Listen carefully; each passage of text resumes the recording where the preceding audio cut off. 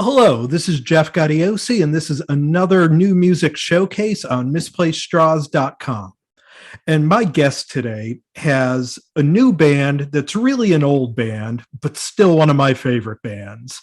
You may remember a killer record back in 1992 called The Love Drag Years from the band Star Star. Almost 30 years later, Star Star frontman Johnnie Holliday is back. This time, the band is called Scream Idol. The record is called Movie Mary, and it takes you right back to the gutter. Please welcome Johnnie Holliday. Welcome, my friend. Hey, Jeff. Great to be here, man. It's so cool to have you. And there's so much to talk to you about, but let's start with the band itself. Scream Idol, it's the evolution of Star Star. You and Weeds, your bass player from that band, you guys are still together. Right. Unfortunately, the other two guys, Jay Henning and Dion Molyneux, we lost over the years. But who joins you and Weeds in Scream Idol, and why the change in name? Well, okay. Well, the person that's playing drums with us now is this guy, Jack Kennedy. He's Mhm. one of the first people we met when we came over here to Europe, and we played with him for a few years. And we had a little breakup, and now we're back together again. Mhm. So, he's a long time band member. He played with us when we were Star Star still, Mhm. and now this. Now, as far as the change in name, man, the thing we've started feeling, and actually we've started feeling it years ago, that that the Star Star was that band that did the Love Drag years, Mhm. and that we're not a representation of the band that called themselves Star Star anymore. Yeah. Where we it was a natural evolution of the band. I'm not saying, but being that there was a break in recording and releasing Mhm. stuff all those years, we just kind of felt that we were at the point where we just didn't represent the Star Star that originally, the band that originally named themselves Star Yeah. Star. So we decided to make a fresh start. Well, and I think that's a good idea too, because we're at a time now where if you use the name, they're like, oh, that was the band from 30 years ago. Nobody gives you a second listen because you get lumped in with 30 years ago. With Scream Idol, I think it gives you guys a new start, a fresh start, and okay, this is a new band that we're working with. Yeah, that's kind of our train of thought was Mhm. also, and we just feel that way. We just identify better now with this new band. Mhm. We just feel more comfortable going out there and saying, yeah, we're Scream Idol. Yep. Saying we're Star Star, I don't know, it just, the last few years it just didn't feel right, man. Yeah. And one thing I always loved about the sound of Star Star, and I think that continues into Scream Idol, is that you guys had a style like nobody else. The band formed in LA, so you had that Sunset Strip glam, but you cut your teeth in New York, so you had that Bowery gutter punk feel. And no one else really combined it the way you guys did. And now with this band, you're based in Europe. Do you feel like that you just kind of absorbed the influences from all of these places you've been and kind of come up with something brand new?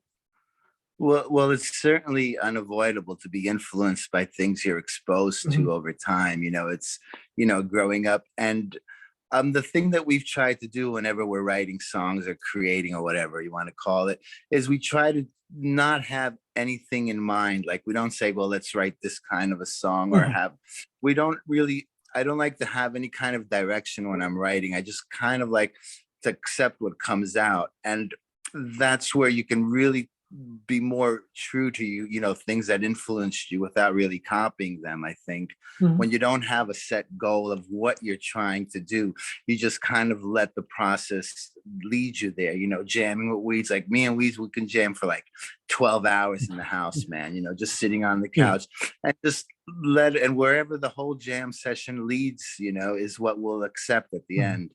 Mhm. Yeah, and we're saying it's been almost 30 years since that first record, and a lot has changed. I mean, you guys had a lot of setbacks and things like that over the years, Mhm. but you really never stopped playing. Did you No, no. know that at some point you would get here where this record is out, the band has a fresh start, and people are hearing it and getting into it? Uh, it, Mm. it's hard to say because the last, I don't know, man. it's hard to say. I never really had a good picture of what was going on, especially after we left the States.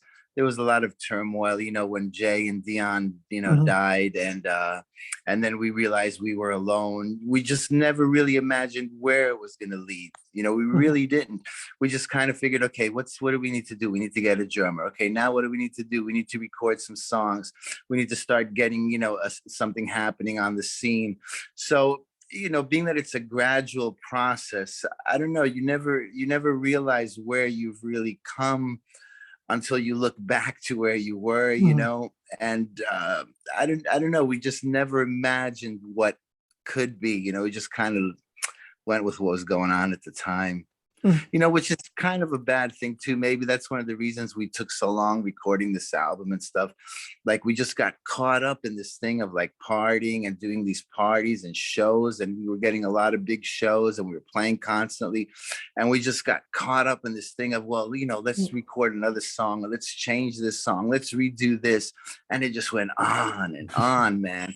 And perhaps if we did have some kind of clear-cut goals, Mhm. it would have made it a little quicker. The Yeah, process would have been quick.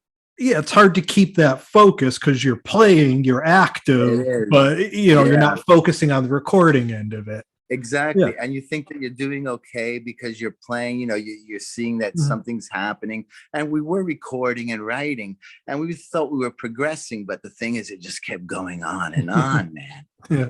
And then Mickey Mess finally, our ex-guitar player, he came in, he said, look, man, it's over. Stop. This is the album. All these other songs that you're working on now, that's the next Yeah. album, man. Forget it. It's over. Stop. And that's when we finally stopped and said we have an album. Yeah.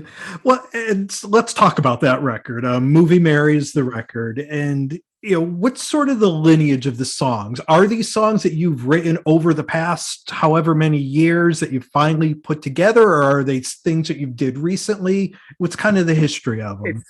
It's a combination of both. Some are like something that maybe started years ago and then changed over time, and finally ended up this way. Mhm. We redid some of the songs from that we had done years ago that never really got a fair chance. Mhm. And yeah, it's basically a combination of things that we're writing now and things that we had written over time. I guess I think every artist does that. You Yeah. always have things that you might have written 20 years ago, and all of a sudden you add a chorus and it's a new song or Mhm. something. And as we get into some of the songs, a few of the tracks, Kid City, Sarasota, Go Go Girls, Baby Boom, you have act numbers with them, almost like they're kind of sort of supposed to go together. I mean, Kid City, you have the throwback to Flyboy from the Love Drag years, but Mhm. what do the numbers represent? Well, the numbers, well, it's a very personal thing of how we categorize the songs Mhm. based on at what stage they were when we finally finalized them through the recordings, because we were doing Kid City in another version and then doing it in another version, hence Kid City third, because this is the third version.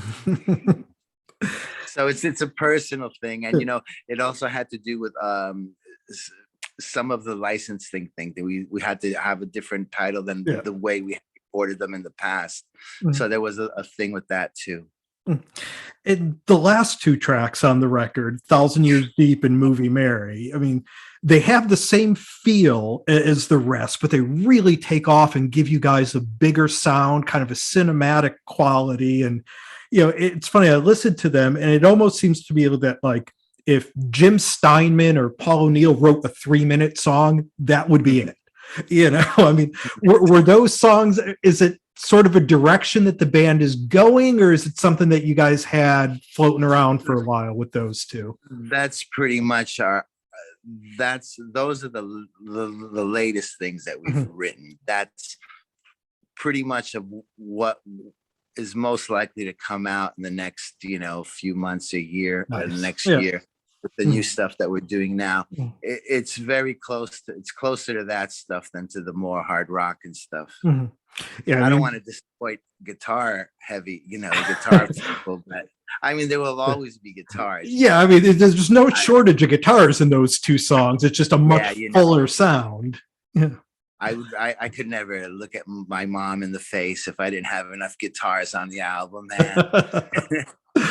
And you talked about how you've been kind of working these songs for a while. Were you able to get the recording of it all done prior to the pandemic, or did you have to do the file sharing trading thing?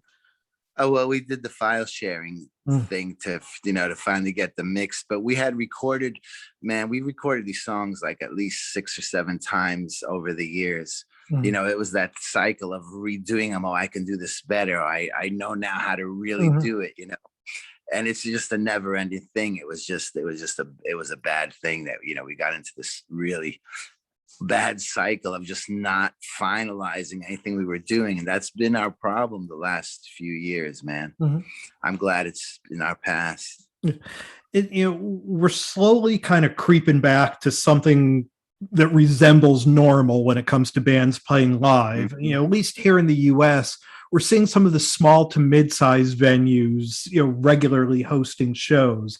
Have you guys been able to play? The record came out in October, but have you been able to play and get out there at all over in Europe to play these No, songs? no, no. And, we're really concerned that the situation is really going to be hard. We were talking with one of the people from the distributor's office the other day, and he said the problem that you guys have right now is the pandemic, man. It's Mm. like people aren't booking tours. Like we always had offers to do shows all over Europe, and we did a bunch of them, through the years. Yeah. And just this last 2 years or so, man, it's just the phone's not ringing. I Mm. mean, and I see it's like most of the shows are, bands that are very close or local bands. Yeah. I've noticed that even with the opening acts for a lot of the bigger tours, a lot of the or the festivals, I've noticed a lot of the bands are just like local or very bands that are very close. It seems like there's not much traveling, and promoters, I don't know if they're weary of spending money to really set up big shows and, fly bands out and, book hotels. I understand how it is, the insecurity of, laying out for a big show Yeah. and not knowing what can happen by the time the show comes around, Mm. what the climate's like, what people's psychology is like, if they even want to go to a show, if they feel comfortable enough crowding themselves into a show. There's a lot of factors, and it seems like it's really, influencing us. Do you see a point where if things do eventually clear up that you'd make it back over to the States, maybe do a couple New York shows or some LA Oh, shows? absolutely. Oh, absolutely, man. Yeah, sure. Um, we have this whole marketing campaign that's going to be kicking in now. You know how it is with the album and Mm. stuff. So, once we get all the radio campaign and all that stuff going, of course we want to tour, man. The thing is, how possible is it going to be? But, Yeah. even if we just go to LA and New York and, some of the major cities and Mm. do like a mini tour, maybe we'll Mm. just end up doing that. Like I said, we'll see how things pan out. Well, I would love to see you do a New York show. It'd be there in a Oh heartbeat. man, I want to play so bad, man. I just got a call earlier today about this festival going on this summer with Liam Gallagher and Iggy Pop, and I was like, Oh, "Are you wow. kidding me? Of course we want to play, man." You know? Oh, that'd be amazing. Yeah. We talked about this a little bit, but what do you see next for Scream Idol? I mean, Movie Mary, it's sort of the culmination of just everything you got stuck in over the past 30 Mhm. years, but it also, I think, represents the start of a new journey. I mean, where do you see it going? Do you have plans to get in and record again, depending on what goes on Well, with touring? yeah. Well, the thing is, we're constantly recording. I mean, we have a whole Yeah. bunch of stuff recorded now. Mm. So once we finalize that, well, this won't take this long this time. But anyway, we're constantly recording and writing. That's something that never stops. Now we're also very heavily rehearsing because we rehearse practically every single day. We don't Mhm. really take many days off during the month. Mhm. So, we're heavily into that. And, we just hoping that, we can just continue to just play, Mhm. that we can play showing and stuff, Yeah. and that, who can somehow support ourselves, doing it. We've been lucky so far, hopefully we can keep it going. Well, and again, I mean, it's a great record for those of us that were fans at the beginning. It's exactly the record we were hoping to hear. You know, when Yeah, we you saw said that that. we were And that putting, was really interesting. You told me that in the message you had yeah, sent me. you know, it's That like was, I told Mickey Mess that, and he goes, "Man, he goes, I love this guy. Who is this guy?" Yeah, it was, well, but really, it was like really interesting that you said that. It was like very interesting. well, because I think it combines, you know, what, you know, as a fan, speaking for myself, what I loved about the Star record, but it's a 2021 record. You know, it's not stuck in the past. It sounds new. It sounds fresh, and you know, it's you know, like I said, we're recording this a couple days before Christmas, and you know, by the time people are watching this, it'll be after the first of the year. But you know, the record ended up at number 13 on my best of 2021 list. So you know, it's I think. Sweet. Thank you for putting it out, man. It's you know, it was worth the wait. Well, you know, as far as having some kind of contemporary feel, you know, I'll say this, man. We never stopped doing what we were doing like 30 years ago. We didn't lose touch with that. We didn't fucking, we know we still kept going out and, you know, drinking, banging chicks and shit like that, you know. And we were always listening to new music, you know. So like I said, it's unavoidable that you're going to be influenced by the stuff that you're constantly exposed to. And we never, you know, dropped out of the scene, man. We're still doing it. Well, we've been spending some time here with Johnnie Holliday. The band is Scream Idol. The record is Movie Mary. It's just a great rock and roll record. I cannot recommend it enough. And Johnny, best of luck, man. I hope we get to catch you. Should you make it out to the East Coast here at some point on this tour? And we just look forward to having you back and getting more music out. Well, thanks for having me, man. And I will definitely let you know what we'll be doing. My pleasure. Like I said, whenever you have anything, whether it's new music, tour dates, whatever, let me know. We'll get it out there. We'll make sure everybody knows about it. Cool. Thanks Have a a good lot. time, man. You too. Thank you. Bye. Bye.